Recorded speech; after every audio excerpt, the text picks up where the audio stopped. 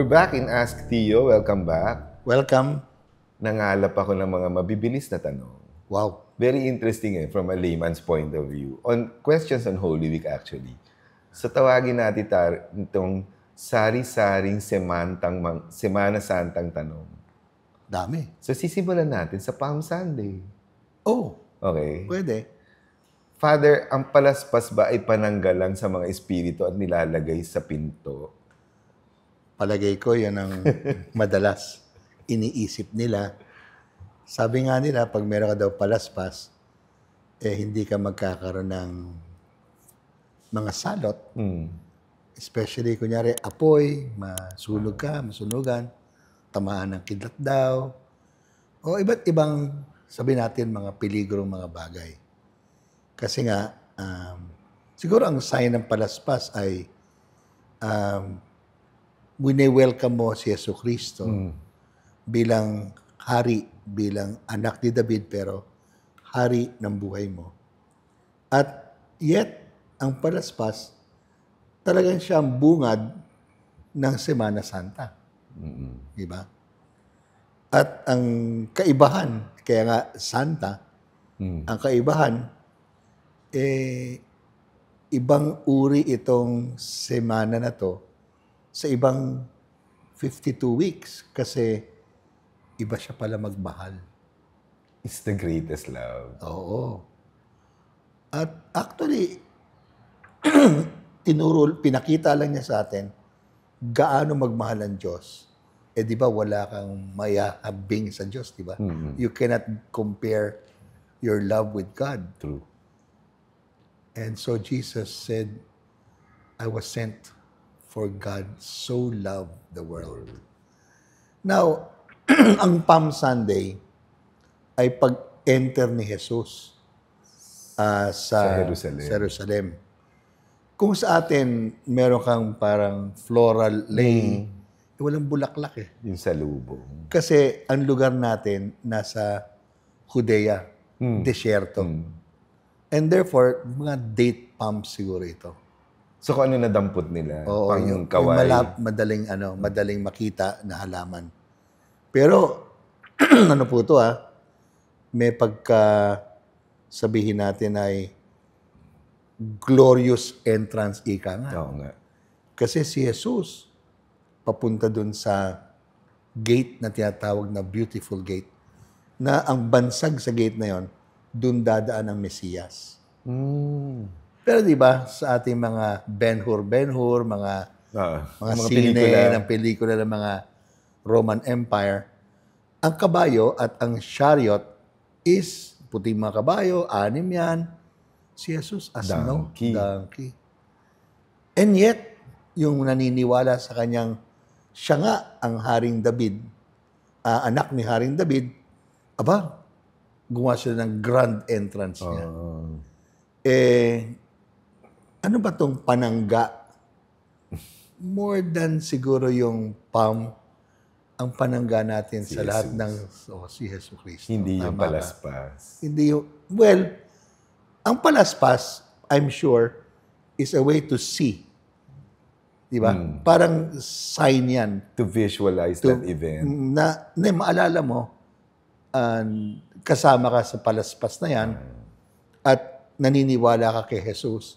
Pero sana nga po sa atin, ang paniwala natin, andun din ang Diyos kahit may paghihirap. O sa kabila ng paghihirap, nandun ang glory. Parang sabihin natin, ang glory, hindi biglang kasikatan. Pero ang glory, dumadaan sa kahirapan. Yun ang uri ng glory ng Diyos. Parang ang kanyang kaluwalhatian, hindi dahil, kunyari sabihin natin, anak siya ng mayaman, di ang kanyang kotse kagad, Rolls Royce. O naka-Tesla siya ngayon. O ang kanyang gamit, marangya. Hindi Hindi naman siya dumaan sa hirap at pagod, kunyari, ng kanyang lolo't lola. Ito, ang katotohanan is that ang tunay na kaluwalhatian ng sino man, lalo ng Diyos, na akala natin hindi maghihirap yan. Siya may gawa ng langit at lupa. Kaya niyang tanggalin ang hirap sa kanyang sarili. Hindi eh. Ang palaspas na to, nagsabi, pumasok ang Diyos sa ating kasaysayan, na kasaysayang may kahirapan, kasaysayang mayroong matitinding paghihirap, at bahagi siya. Kasi sinasabi sa atin, yung nangyayari sa atin ngayon, maging sa ating bayan, bahagi yan ng muling pagkabuhay. Pero Father, yung contrast nung triumphant entrance niya into the gate of Jerusalem, parang hari. Tapos nung Good Friday na wala kaming hari but si Caesar, hindi siya parang nilaglag siya nung nandun sa crowd ni Poncio Pilato. Parang may kahulugan yung malaking contrast na yun. Oo. Eh, nangyayari naman yan sa atin. Panapanaw natin, di ba? Ikaw, sikat ka dati eh. Di ba? Sikat ka dati. Si Lilith Reyes. Ano ba? Byword yan. Di ba? And yet, pagdating ng twilight, sunset, correct, sino na ang kasama mo? Nako, hindi lang yan sa sikat na, kunyari, artista or magaling. Ang pinakamatindi dyan, yung politiko. Pwede kang sumikat ng 3 taon. Mahaba ng siyam. Tapos nun, wala ka nang kakilala. Kasi ang ganda ng journey na yun. No? And eventually, of course, we know it will be triumphant during Easter. Yeah. Next question, may nagtanong na to, bakit kailangang malungkot at tahimik ang pinapatahimik ka, dapat malungkot kapag Holy Week? Well, isang paraan yun ng katahimikan ay pumunta kasi sa iyong sarili. Kasi nga, sa Tagalog, our Tagalog word for reconciliation or pagsisisi ay pagbabalik loob. Magulong labas eh. Maingay sa labas. So, siguro sa atin sa Pilipinas, ginagawa nating mas tahimik ang panahon na to. Kamukha ng kunyari, ang marinig mo siguro sa gabi o buong araw, 24 hours, pabasa. Pasyon mahal, di ba? Makakakita ka ng siguro mga bahay na hindi magbubukas ng television, hindi magpapaandar ng, kunyari, ng kanilang radyong malakas, lalo na siguro pag Sabado, Biyernes Santo. Saka yung 12 to 3 ng Good Friday. Good Friday. Baka marinig mo lang yung 7 palabras, di ba? Yun eh, ang imbitasyon na magbalik loob, makilala mo, sa looban mo, ang Diyos. Bakit? Ang Diyos naman po hindi nasa labas eh. Kaya nga ang tawag sa Kanya, gift, kaloob. Kasi siyang nasa pinakalooban natin. Siya'y kabahaging-kabahagi ng ating buhay. Ginawa niya tayong kawangis niya eh. So, hindi mawawala yung wangis ng Diyos sa atin. Andyan yan. Parang, sabi ng iba, kamukha ko daw nanay ko. So, wala na yung nanay ko, pero nakikita pa rin nila yung hugis ng muka, maybe even yung halakhak, sa aking boses, sa aking muka. So, kung tayo kawangis ng Diyos, hindi mawawala yan eh. Yun lang, sa bulabog nga at sa dami-daming mga nangyayari sa paligid natin, parang di ba sabi nila, silent water runs deep. Dun sa ilalim yun eh. Ito, mapunta tayo sa Holy Thursday. Okay. May dalawang nagtanong, baka magka-related eh. Yung una, sabi ni Kristo, ayokong tanggapin itong cup na to. Tapos tinatanong din nila, ito Good Friday, baka magkamag-anak. Ba't niya sinabing, Diyos ko, ba't mo ako pinabayaan? Ibig sabihin, taong-tao si Yesu Kristo, no? Sino bang madaling makatanggap ng sabihin sa'yo, may cancer ka? 3rd stage. Di ba, ang una nating reaction doon eh, hindi naman siguro totoo yan. Tapos, ang mangyayari sa atin is that parang business as usual, parang wala lang, di ba? At tawag nga doon, di ba, sa psychology, in denial. Di ba? Until ma-recognize mo na totoo pala. Tapos pupunta ka ngayon sa anxiety and posible depression, no? Tao din siya. Baka yung sa segment ng totoo pala tong cup na to, Oo. pumasok na sa paglilitis na grabe yung ginawa sa kanya ng Good Friday. Oo nga. Pinapa-scourge lang siya.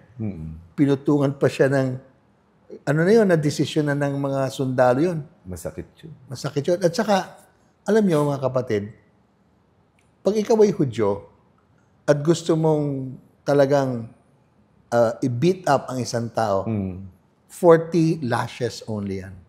Sabi kasi ni Paul yan 40 lashes minus 1. Bakit may minus 1? Kasi pag lumampas ka ng 40, yung mga palo sa'yo, humahagupit sa'yo, ibibigay sa kanya. Lumampas ka So, sinisigurado na hanggang 39 na lang. At least sa Hudyo, 39 lashes. Sa sundalong Romano, anli ang tawag dyan. Wow. Kaya pag nakikita niyo po yung The Passion of the Christ sa linggong ito, panuorin niyo po, ay, pinaglaruan talaga siya. Talagang pinaglaruan siya. Ngayon, dumaan siya doon. Kasama ng pagdala ng krus sa taas. Siyempre, at one point siguro, bibigay ka din physically, emotionally, humanly speaking, no? Pero ang ganda po, yung my God, why have you napakalalim niya. abandoned me? Kasi nagdadasal actually siya. Oo nga Hindi siya nagsasabi sa Diyos. Pero inuulit niya ang isang salmo, 22, Psalm 22. Basahin niyo po, pagdasalan niyo po, makikita mo talaga yung damdam ni Jesus ang pinagdaanan ng mga Hudyo ng exile. Kasi karamihan ng salmo, exile na yan No? Mula sa pagiging kanilang sariling bayan, nakalikas sila sa Egypt, sa daan-daang taon, bigla sila napunta sa Iraq, Babylon. At tumagal ng 70 years. So parang, my God, why have you abandoned me? And yet, pag pinag-usapan mo at pag binasa mo, hanggang dulo po, basahin yung Salmo, 22. Pupunta doon na, and yet ako ay nagtitiwala sa'yo. Alam ko, hindi mo pinapabayaan ang taong tapat sa'yo. Kaya, pag ako'y nakalipas dito, pag ako'y nakadaan sa ganitong pagsubok, isisiwalat ko, sasabihin ko sa lahat, ang galing mo. And then it ended with, I commend my spirit. Inalay na niya ang ganda, no? Oo. Ang ganda ng word na, I commend my spirit. Hindi ang ganda yung habilin. Inihahabilin ko. Nga. Maganda yung word na paghabilin. Ang akalang image pala dyan ay ang bata, no? Ang bata daw pala, pag gusto mong patulugin, paano mo ginagawa doon? Hinehele-hele, no? At hanggat ang bata parang kumikilos-kilos pa, hindi pa siya tulog. Kailan natutulog ang bata?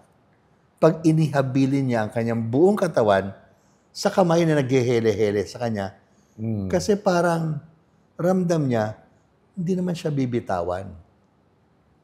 So you fall into the arms of God. Siguro yan ang gusto sabihin, into your hands. I commend my spirit. Ang galing, ano? Ang ganda. Sa iyong kamay, inihahabilin ko ang aking sarili. Pero alam niyo mga kapatid, Kilabot.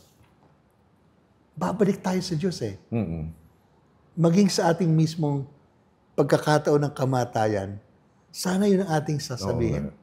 Kasi si Jesus, sinabi niya to, bago siya malagutan ng hininga At mga kapatid ko, 33 years old lang yung mama. Ang dami pa niya sigurong pangarap. Nakita naman niya ang ginagawa ng Diyos, ginagamit siya, di ba? Bakit puputulin mo ng gantong kaaga? Kaya siguro yung paghabilin, parang sinabi natin, bathala na sa Tagalog. Bahala na. bahala na. Ikaw na. Ang makapangyarihan, ikaw pa rin. Ang inihahabilin ko sa lahat ng aking inaasahan. Marami pa tayong reflection sa Holy Week na gusto natin tanungin. So, ipapart 2 namin to dahil maraming elements ng Semana Santa. Dahil marami po nag-ask kay Tio. So, we'll be back. Please like and subscribe and share. Huwag niyo kami iwanan.